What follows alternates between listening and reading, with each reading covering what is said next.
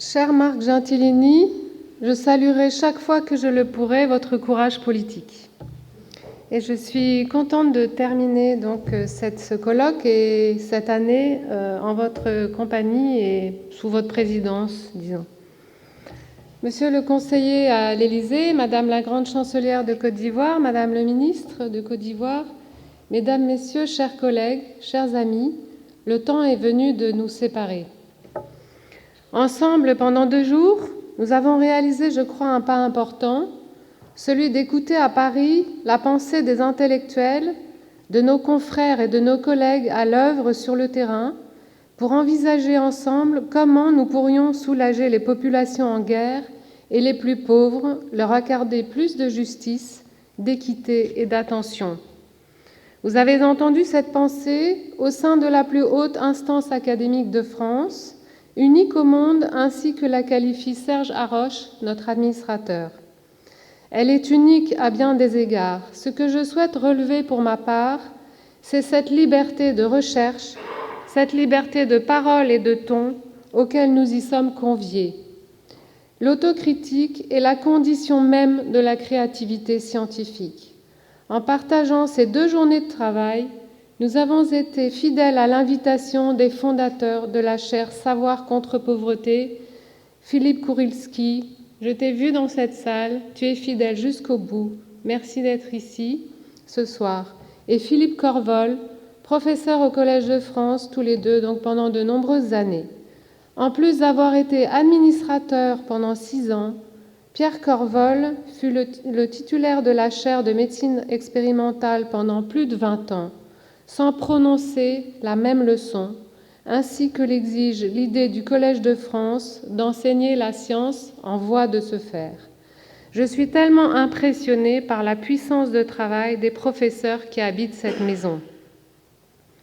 Aussi embryonnaire et laborieux soit-il à l'échelle de la planète ou du temps, dans un monde bouleversé et tendu, l'exercice de nos métiers sur le terrain constitue bien ensemble notre œuvre, tout à la fois professionnelle, académique, scientifique et politique.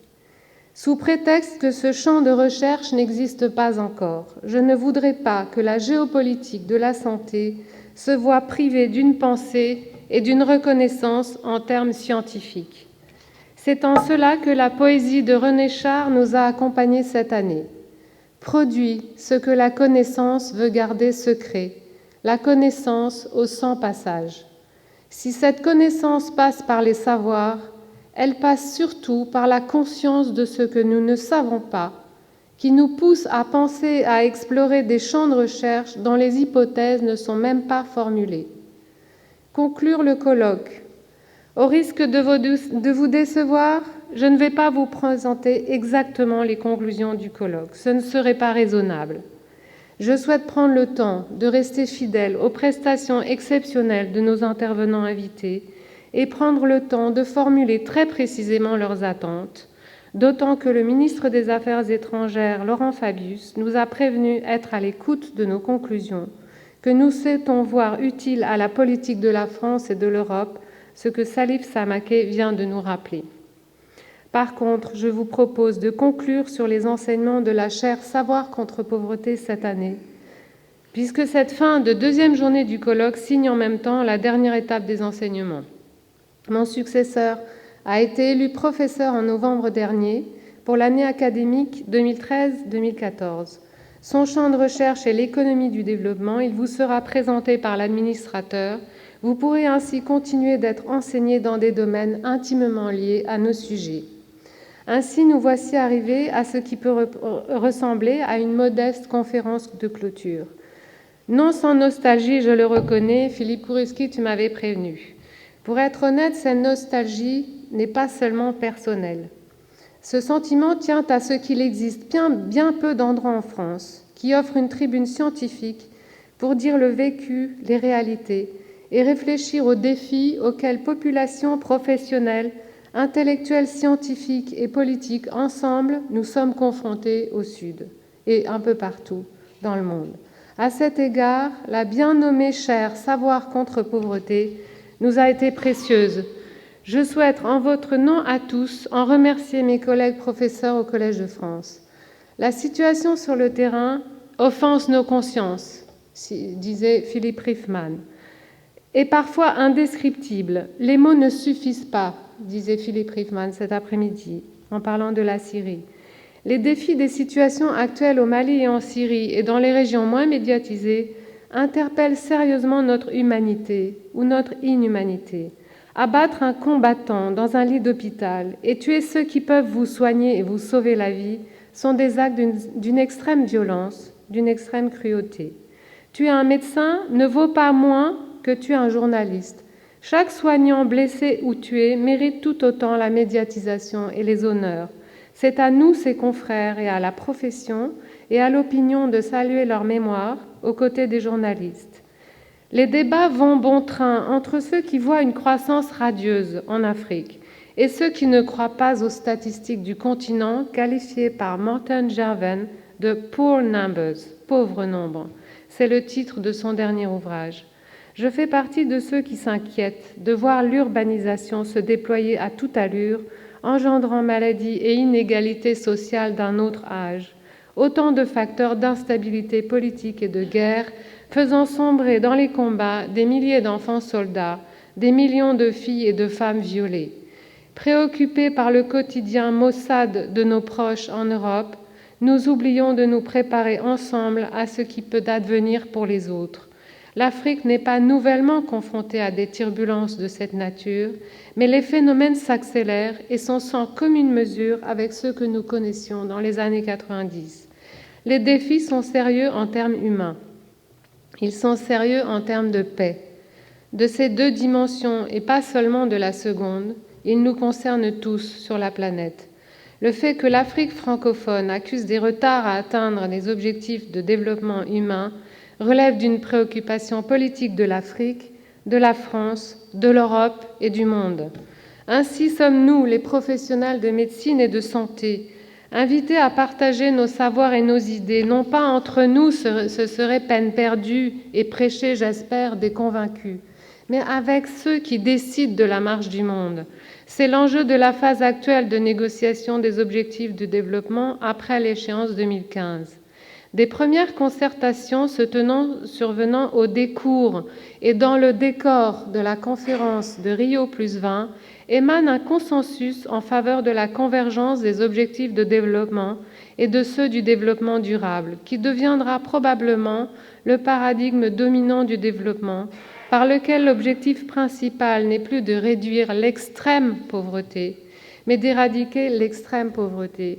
Je fais la nuance parce que l'extrême pauvreté concerne des populations qui vivent avec moins de $1 par jour et la pauvreté des populations qui vivent avec moins de $2 par jour. Et on a atteint des objectifs en termes d'extrême pauvreté, mais pas de pauvreté. Et lorsque nous lisons le titre de The Economist récemment, Towards the End of Poverty or the End of Poverty, on parle de la fin de l'extrême pauvreté peut-être, pouvons-nous l'espérer, mais pas de la pauvreté. Donc gardons cette conscience de ce que veulent dire les chiffres, ce que disent les chiffres, auxquels donc la communauté internationale a bon espoir de parvenir un peu partout, à l'exception de l'Afrique, nous lisons. Bien que conscients de l'importance des questions environnementales et climatiques, de leurs effets sur la santé et le développement, 25% de la charge mondiale de maladies serait liée à des causes environnementales.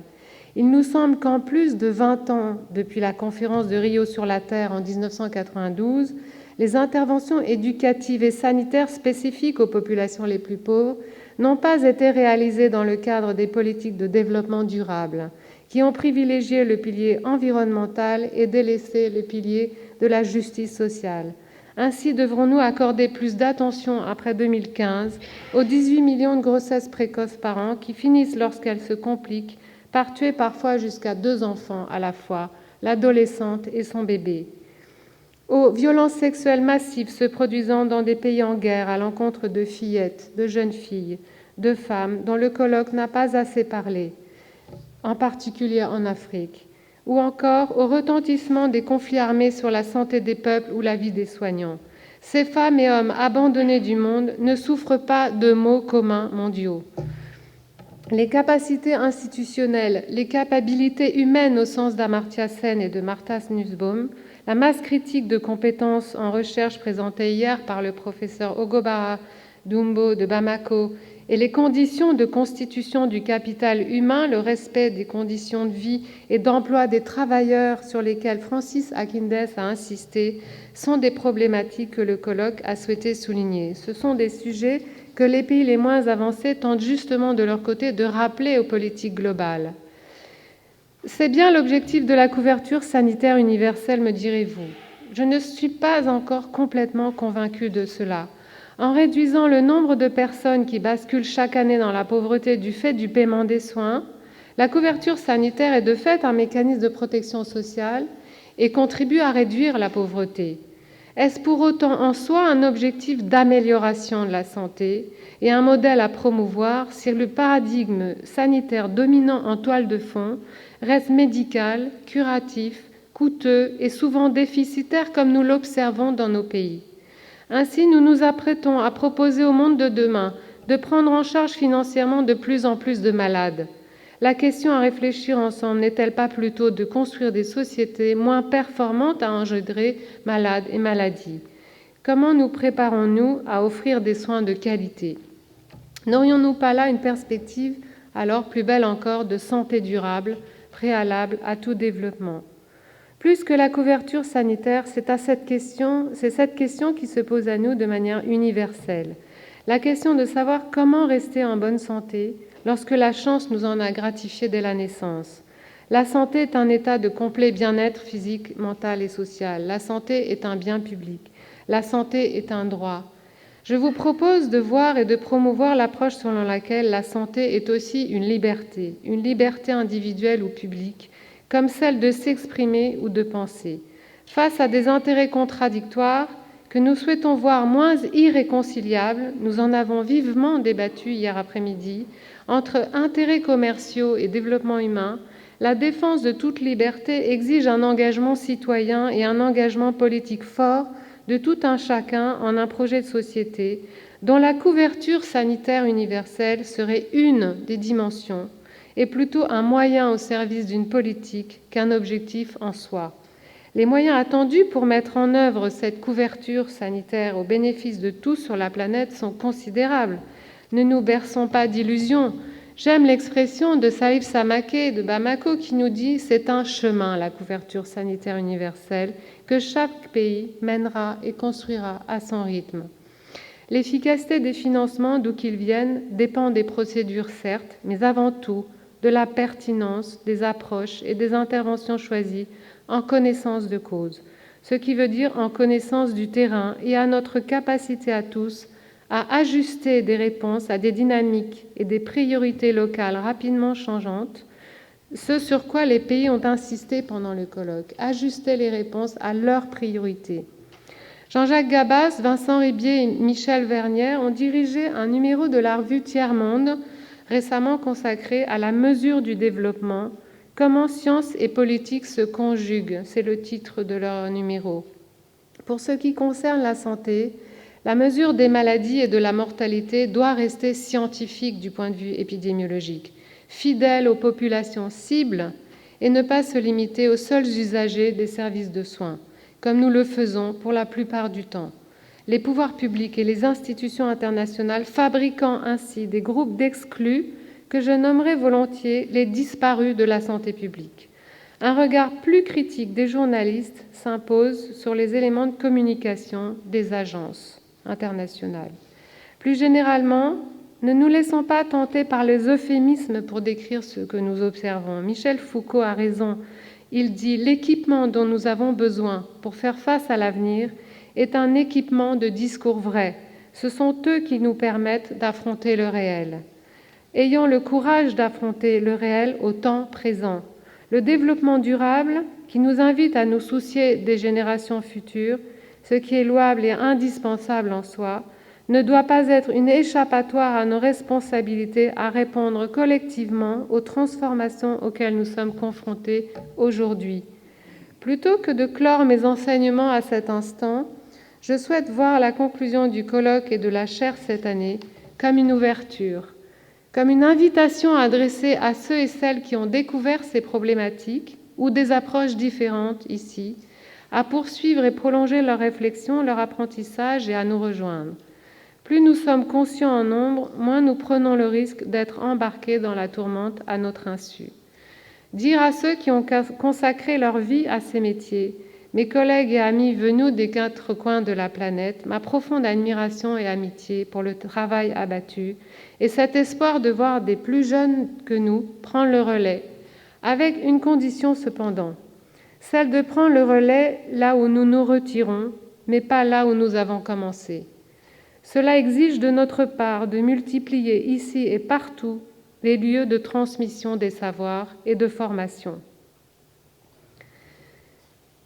Cela exige de votre part, jeunes étudiants et professionnels, où que vous soyez, que vous aimiez lire l'histoire de la médecine, de la santé publique, de la santé internationale puis mondiale, que vous ayez une vision la plus complète possible des succès et limites de ce qui a été tenté avant vous, que vous gardiez le regard honnête et frais de votre jeunesse sur les décisions et actions du monde.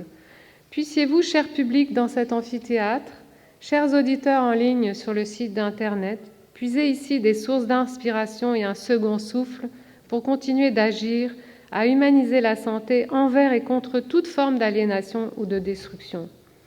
Sincèrement, je pense que ce qui nous réunit ici, c'est cette perception de notre commune humanité, de notre sens commun, au sens que lui donnait peut-être la femme politique et philosophe Hannah Arendt. Il faudrait que je l'étudie plus avant, selon laquelle le monde commun véhiculerait les idées suivantes. L'idée de pluriel, d'un monde commun à des gens différents, mais pas d'indifférence, et la condition de notre relation au réel. Je la cite. « Même l'expérience du monde donné matériellement et sensiblement dépend de mon être en contact avec les autres hommes,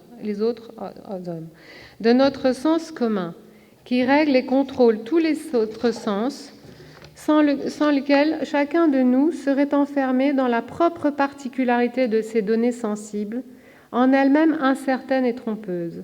C'est seulement parce que nous possédons un sens commun, only because we have a common sense, parce que ce n'est pas un homme, mais les hommes au pluriel qui habitent la Terre, que nous pouvons nous fier à notre expérience sensible immédiate. Tendre vers le sens commun, fin de citation, tendre vers le sens commun, c'est ce potentiel de puissance libératrice, novatrice et féconde de la réflexion interdisciplinaire qui le permet, la réflexion interhumaine combinée à la connaissance du terrain des intervenants, qui ont inspiré, nourri les enseignements de la chaire cette année. Je vais m'arrêter là, je ne voudrais pas abuser de votre lassitude en cette fin de colloque et en ce mois de juin au jour tardif. Je vous promets des conclusions et des actes plus tard. Nous vous proposons, avant de terminer, de nous retrouver les 17 et 18 octobre lors du colloque de rentrée du Collège de France sur le thème cette année de science au pluriel et démocratie. N'est-ce pas un beau thème pour nous aussi? Et ce colloque se prépare sous la direction subtile et toujours sympathique de professeur Pierre Rosanvallon. Nous vous y proposons une session sur sciences politiques et démocratie telle qu'elle s'anime dans les pays du Sud. L'autre rendez-vous que j'espère tenir avec vous, chers professeurs invités au séminaire et au colloque, est celui des publications des actes du colloque et de l'ouvrage des enseignements de la chaire Savoir contre pauvreté cette année.